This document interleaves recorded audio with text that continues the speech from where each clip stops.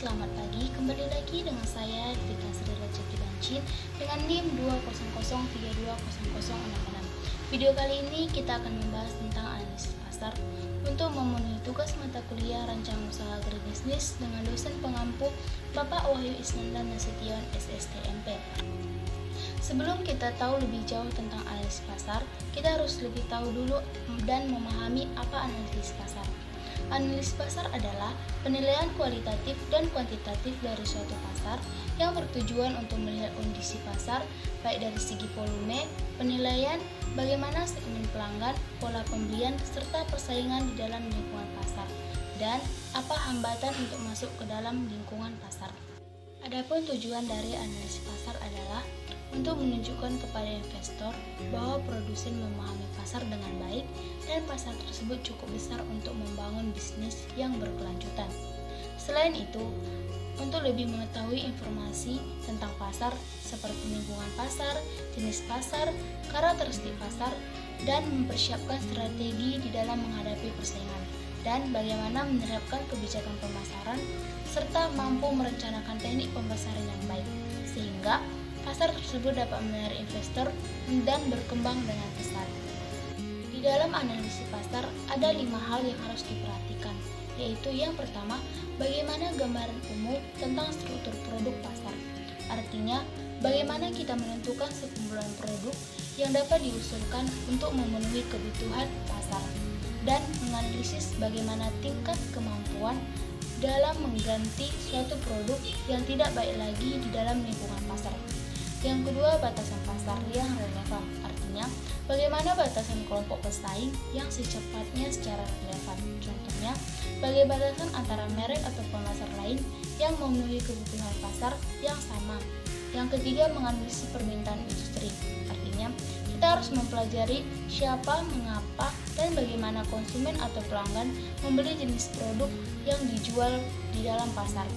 Yang harus diperhatikan dalam analisis pasar, yaitu bagaimana menganalisis permintaan merek, yang artinya bagaimana cara kita memahami pembeli yang memilih merek atau menjual di pasar yang relevan. Dan yang kelima, identifikasi yang didasarkan penelitian di suatu perusahaan yang dapat meningkatkan peluang pasar serta potensi pasar yang lebih baik. Kita akan membahas bagaimana langkah-langkah analisis pasar. Yang pertama, menentukan pasar yang relevan. Dalam melakukan analisa pasar, hal pertama yang harus dilakukan adalah memahami pasar. Karena di dalam suatu pasar akan banyak jenis produk yang lebih diminati oleh konsumen, sehingga pasar tersebut menjadi pemilih alternatif dalam mendapatkan produk yang diingini oleh konsumen. Sehingga melalui penentuan pasar yang relevan, kita akan mengetahui pasar mana saja yang sering diminati oleh konsumen, dan kita dapat menganalisis pasar, bagaimana keadaan pasar tersebut. Yang kedua, menganalisa permintaan pasar. Contohnya seperti pesawat terbang dan kereta api. Dari contoh tersebut, kita dapat menganalisa hal apa yang menyebabkan konsumen memilih alat transportasi tersebut, sehingga dapat mempermudah dalam menganalisis pasar. Yang ketiga, menganalisa permintaan selektif, di mana kita akan menganalisa permintaan konsumen yang loyal, artinya menyukai suatu merek secara terus-menerus, dan apa alasan menyukai merek tersebut di dalam segmentasi pasar. Yang keempat, analisa pasar untuk menitipkan segmen pasar. Setelah kita mengumpulkan data mengenai analisa pasar, kita akan mengelompokkan konsumen sesuai dengan data yang sudah kita peroleh dan mengumpulkannya di dalam beberapa segmen-segmen pasar sehingga tidak salah sasaran dalam menempatkan produk tersebut di suatu pasar. Yang kelima, menganalisa pasar persaingan. Artinya, perlu adanya persaingan, tingkat persaingan terhadap produk yang dimiliki agar produk tidak akan mengalami persaingan atau kalah dalam bersaing. Caranya yaitu dengan mencari kelebihan dan kelemahan produk bersaing, kemudian implementasikan kepada produk yang dimiliki sehingga produk kita lebih unggul dibanding dengan produk pesaing yang lainnya. Yang keenam, analisa pasar. Untuk identifikasi target preferensial, langkah yang terakhir yaitu melakukan identifikasi konsumen yang potensi guna menciptakan konsumen yang puas dan loyal terhadap produk yang kita miliki. Ada beberapa faktor yang mempengaruhi analisis pasar atau market analysis. Yang pertama, lihat dari ukuran pasar atau market size. Di dalam melihat ukuran pasar, kita harus mengetahui bagaimana volume dan potensi pasar.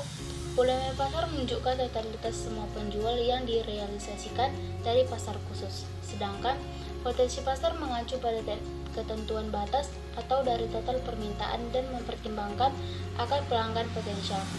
Faktor ukuran pasar sangat bertujuan untuk mengidentifikasikan apakah produsen akan menggunakan strategi pemasaran khusus atau strategi pemasaran massal. 2. Tingkat pertumbuhan pasar atau growth. Pertumbuhan pasar akan berbeda seiring dengan jenis bisnis dan lokasi geografis bisnis. Cara sederhana untuk memperkirakan tingkat pertumbuhan bisnis dalam pasar adalah dengan perluasan data di luar data historis yang tersedia atau ekstrapolasi data. Ada beberapa indikator utama peluang pasar, yaitu market mature adalah munculnya produk pengganti, tidak hanya pemurah, dan pertumbuhan bisnis. Faktor selanjutnya adalah saluran distribusi produsen. Perlu menentukan profit distributor dan jaringan distribusi ideal yang bisnis produsen inginkan. Produsen dapat melakukan beberapa cara dalam upaya meneliti sistem distribusi yang dapat membantu proses analisis pasar produsen. Faktor yang terakhir yaitu faktor kesulitan bisnis. Faktor khusus dalam bisnis mengacu pada elemen-elemen yang perusahaan perlukan agar dapat mencapai tujuan pemasaran.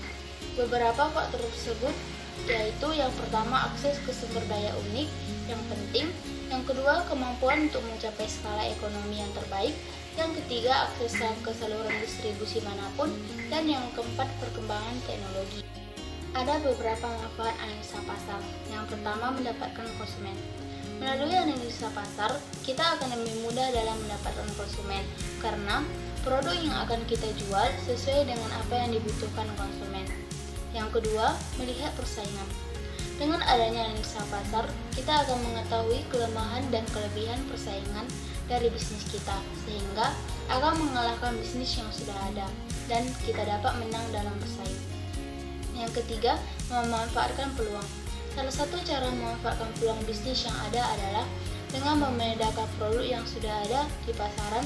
Melalui analisa kita akan melihat peluang apa saja yang akan dipakai dalam pasar produk tersebut. Yang keempat, mengurangi risiko dengan analisis pasar. Anda dapat mengurangi risiko yang terjadi mulai dari kegagalan produk hingga risiko gagal bisnis. Adapun manfaat analisa bisnis yang kelima yaitu rencana jangka panjang. Melalui penentuan langkah-langkah jangka panjang, kita tidak akan kebingungan dalam menentukan langkah untuk meraih suatu kesuksesan.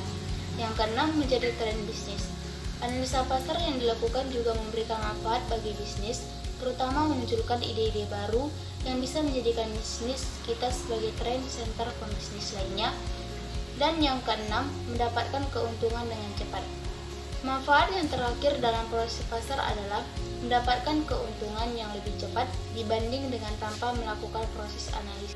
Baik teman-teman, demikian materi yang dapat saya sampaikan tentang analisis pasar. Semoga materi ini dapat bermanfaat dan meningkatkan pengetahuan kita tentang segmentasi pasar dan meningkatkan keuntungan bisnis yang ingin kita jalankan nantinya.